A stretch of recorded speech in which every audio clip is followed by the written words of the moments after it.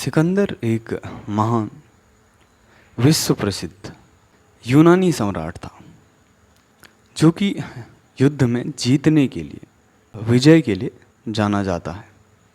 उसके बारे में कहते हैं कि वो एक भी युद्ध नहीं हारा अपने जीवन में, और इतिहासकारों ने अपने अपने तरीके से उसके वर्णन दिए हैं, उल्लेख किए हैं। वो अपने जीवन में लगभग हर युद्ध में विजयी रहे। इसलिए कहावत बन गई कि जो जीता वही सिकंदर। अगर बहुत सारे राजाओं में युद्ध हो और पता करना हो कि कौन सा सिकंदर है या कौन विजयी होगा, कौन जीतेगा, तो लोग आंखें बंद करके ये कह सकते हैं कि जो जीतेगा वही सिकंदर होगा, या जो जीत गया समझो वो सिकंदर है, क्योंकि सिकंदर ही हर युद्ध में विजयी होता था। सिकंदर की कहानी एक बहुत बड़ी सीख है, एक बहुत बड़ा सबक है उन लोगों के लिए जो सिर्फ पाने में या इकट्ठा करने की होड़ में, चीज़ों को भेड़ चाल में या भागदौड़ में लगे रहते हैं। एक बड़ा सबक है कि सब कुछ पाकर भी अंत में मनुष्य कुछ भी नहीं ले जाता। तो जीवन का सार देखने के लिए और मन के पार देखने के लिए कि जिस प्रकार से मन भागता रहता है, इधर उधर भागदौड़ में रहता है, कि किसी न किसी चीज़ पे व्यस्त हो जाए, उलझा जाए या कुछ पा लिया जाए। जीवन सिर्फ भागदौड़ में लगाने के लिए नहीं है। इसका सबसे अच्छा उदाहरण है सिकंदर का जीवन, सिकंदर की कहानी, जो कि हर तरीके के लोग सुनाते हैं, जिन्हें हर प्रकार के व्यक्ति को सुनना चाहिए। हर जगह के इतिहासकारों ने अपने अपने तरीके से इसका वर्णन किया है। लोगों ने अपने अपने तरीके से चीज़ें खोजी हैं। जरूरी नहीं कि सिर्फ एक स्थान के लोगों ने ही चीज़ों को खोजा है। हर स्थान के लोग चीज़ें खोजते हैं, अपने अपने तरीके से खोजते हैं, व्यक्त करते हैं। हो सकता है समय का थोड़ा अंतराल रहा हो, कोई चीज़ें पहले खोज लेता है, कोई चीज़ें बाद में खोज लेता है, लेकिन बहुत अधिक व्यवहारिक फर्क है नहीं। बस चीज़ों का एक सदुपयोग अपने जीवन में किया जा सकता है। सिकंदर अरस्तु के शिष्य रहे, और अरस्तु भी एक प्रसिद्ध दार्शनिक हैं। सिकंदर उनके शिष्य रहे, और सिकंदर कहते हैं कि एक पिता हमें इस दुनिया में लाता है, लेकिन इस दुनिया में जीना कैसे है वो हमें एक शिक्षक सिखाता है, एक गुरु सिखाता है। अरस्तु ने लगभग 16 वर्ष की आयु तक सिकंदर को शिक्षित किया, और 20 वर्ष की आयु में सिकंदर राजा बने, और राजा बनने के तुरंत बाद ही उन्होंने युद्ध शुरू कर दिए। सिकंदर में बचपन से ही युद्ध के प्रति एक अभिलाषा थी। उन्हें अपना साम्राज्य बनाना था, उनमें एक ललक दुनिया को जीतने की और अपना साम्राज्य बड़ा करने की। लेकिन सिकंदर में युद्ध की अभिलाषा बहुत अधिक थी, और इस बात का पता इससे चलता है कि वो एक भी युद्ध नहीं हारे।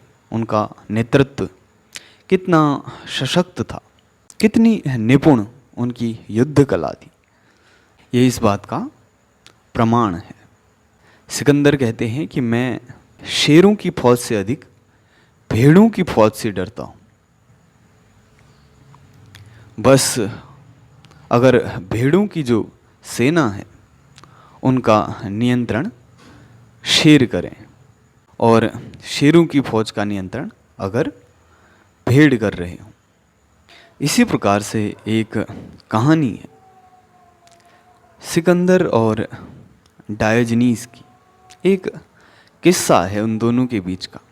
डायोजनीस को कई बार एक संत बताया जाता है जो कि भेड़ चाल और चूहा दौड़ से, जीवन की भाग दौड़ से अलग हो गए हैं, शांत होकर बैठ गए हैं। दार्शनिकों ने और अन्य लोगों ने कहानी का अपने अपने तरीके से वर्णन किया है, लेकिन ये दर्शाती है कि व्यक्ति चाहे तो स्वयं से और बहुत अल्प चीज़ों में भी संतुष्ट रह सकता है, और चाहे तो सारा संसार भी उसके लिए कम है। तो डायोजनीज एक प्रकार से एक संत हैं जो कि इस बात का इंतज़ार नहीं करते कि शायद किसी दिन कुछ हो और उसके बाद मैं आनंदित रहूं, या उसके बाद उत्सव हो, उसके बाद चीज़ों का आनंद लिया जाए। वो चीज़ों को स्थगित नहीं करते हैं आने वाले समय के लिए। कहते हैं बहुत अधिक उनके पास कुछ था नहीं, और उनके साथ एक कुत्ता रहता था, और वे एक पोंगे में रहते थे जो कि गोल या बेलनाकार बड़े आकार का बर्तन जैसा होता है, जिसे इधर उधर लुढ़काया जा सकता है। तो उसी पोंगे को वे इधर उधर लुढ़काते हैं, उसी में सो जाते हैं, और भिक्षा लेकर वे अपनी दिनचर्या चलाते हैं। सिकंदर जब विश्व विजय के लिए निकले तो उन्होंने डायोजनीज के बारे में सुना। सिकंदर एक बुद्धिमान व्यक्तित्व की तरह भी देखे जाते हैं, तो सिकंदर ने उनसे मिलना आवश्यक समझा। डायोजनीज सर्दी में, ठंड में धूप सेक रहे थे, और सिकंदर जाके उनके सामने खड़े हो गए। सिकंदर ने कहा कि मैं महान सिकंदर हूँ, विश्व विजय के लिए जाना जाता हूँ, और अगर आपको कुछ भी चाहिए तो मैं देने में समर्थ हूँ। तब बहुत अधिक प्रयास के बाद डायोजनीज ने उनसे सिर्फ इतना कहा कि धूप को आने दो, और उनके और धूप के बीच में से हट जाओ। तो डायोजनीज के लिए बहुत अधिक कुछ भी आवश्यक है नहीं, बस जो भी है डायोजनीज को उसकी कीमत पता है। और सिकंदर के अपने आप को महान बताने में डायोजनीज ने कुत्ते को आवाज़ लगाई, अपने कुत्ते को बुलाया और कहा कि सुनो, ये व्यक्ति खुद को महान कहता है और विश्व विजय पे निकला है। और उन्होंने कहा कि देखो सम्राट, ये गलती मेरा कुत्ता भी नहीं करता, वो भी खुद को महान नहीं बताता है। तो इस बात पे सिकंदर को क्रोध आया। सिकंदर ने कुछ भी क्रोध में आकर कहा हो, लेकिन डायोजनीज पे कोई भी अंतर उससे नहीं पड़ा। और डायोजनीज ने कहा कि तुम क्या पाना चाहते हो, तुम क्या करना चाहते हो। तो सिकंदर ने कहा कि मैं विश्व विजय के अभियान पे हूँ, सोचता हूँ अपना साम्राज्य बड़ा करूँगा और एक दिन विश्व का सम्राट बनूँगा। तुम उसके बाद क्या करोगे? सिकंदर ने कहा कि उसके बाद मैं सुकून और शांति के साथ विश्राम करूँगा।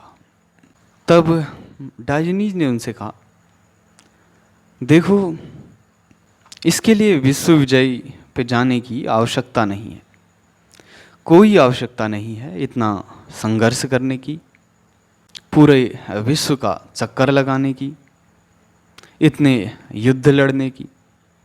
मैं और मेरा कुत्ता बिना लड़े, बिना युद्ध किए, बिना विश्व का चक्कर लगाए भी शांति और सुकून से विश्राम कर रहे हैं। तो तुम्हें बहुत अधिक इसके लिए कुछ करने की आवश्यकता नहीं है। सिकंदर भी ये सुन के हैरान हो गया, और सिकंदर ने भी ये कहा है कि वो सिकंदर ना होते तो वो डायोजनीज होते। और डायोजनीज के बारे में एक किंवदंती है कि डायोजनीज एक चिराग लेकर, एक दीपक लेकर एक ईमानदार व्यक्ति की तलाश में घूमते रहते थे। डायोजनीज की तलाश शायद सिकंदर से मिलने के बाद खत्म हो गई थी। सिकंदर को भी कहीं ना कहीं डायोजनीज ने बहुत अधिक प्रभावित किया। और एक कहानी ये भी कहती है कि सिकंदर, उन्हें एक सन्यासी मिला। सिकंदर ने उनसे कहा उन्हें जो भी चाहिए वो उन्हें दे सकते हैं। सिकंदर ने चाहा कि वो कैसे भी करके सन्यासी को अपने साथ ले जाए। सन्यासी ने कहा कि मैं कुछ भी पाने या खोने की होड़ से अलग हो चुका हूँ, मैं इस भागदौड़ से मुक्त हो चुका हूँ। और उन्होंने सिकंदर से कहा अगर वो प्यासे हों और उन्हें लगता है कि प्यास से उनकी प्राण जा सकते हैं, तो उनके पास एक लोटे में जल था। तो उन्होंने कहा कि वो इस एक लोटे जल के बदले क्या दे सकते हैं। सिकंदर ने कहा कि आधा राज्य दे दूंगा। उस सन्यासी ने कहा इस प्रकार नहीं, मैं इतनी आसानी से यह आधा लोटा जल तुम्हें नहीं दूंगा।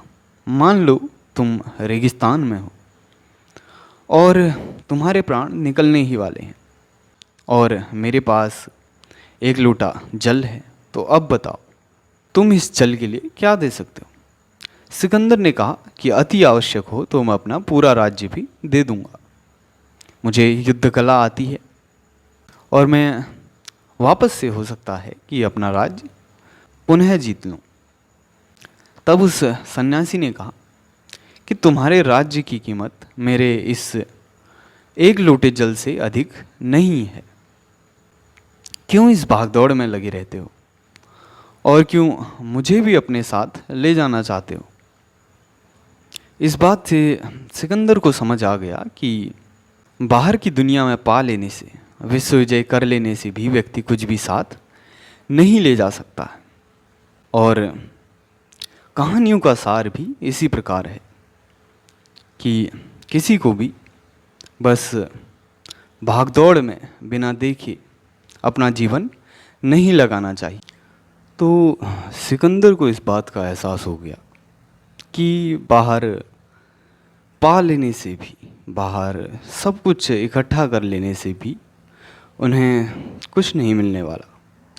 वो अपने साथ अपनी मृत्यु के बाद कुछ भी नहीं ले जा सकते।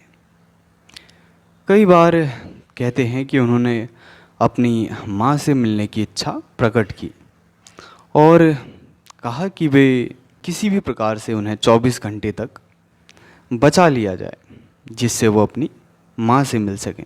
उस समय के सबसे अच्छे चिकित्सक उनके पास मौजूद थे। उन्होंने कहा कि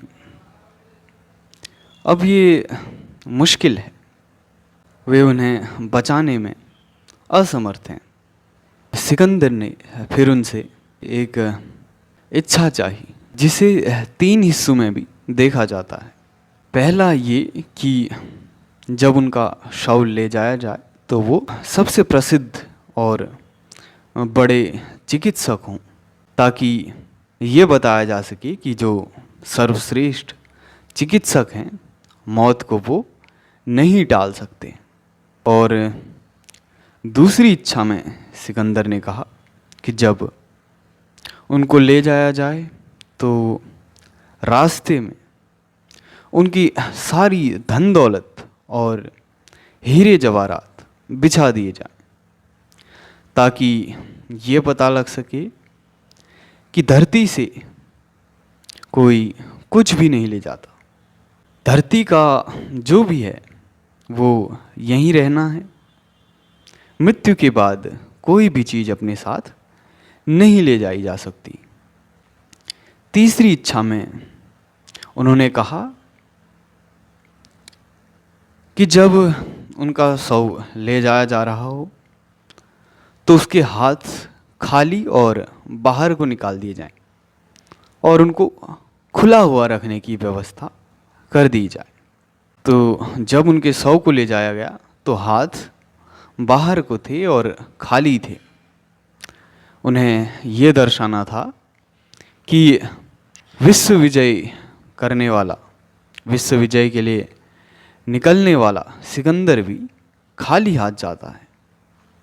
विश्व का इतना बड़ा भूभाग जीतने वाला सिकंदर खाली हाथ मरता है। लेकिन सिकंदर में एक आर्जव था, एक प्रकार की ईमानदारी थी, जो कि संतुष्टि के लिए अति आवश्यक है। तो सिकंदर की कहानी एक बहुत बड़ी सीख है। भागदौड़ करके जो भी मिलता है उसे साथ नहीं ले जाया जा सकता। इस भागदौड़ में सारा समय समाप्त हो सकता है। जितना भी समय है इसमें समा सकता है। आप में शक्ति मौजूद है, आप में अंतर्दृष्टि मौजूद है। आप स्वयं के इस मन की भागदौड़ को भेद सकते हैं, आप स्वयं में झांक सकते हैं। पर सबसे महत्वपूर्ण बात यह है कि प्रयास आपको स्वयं ही करना होगा।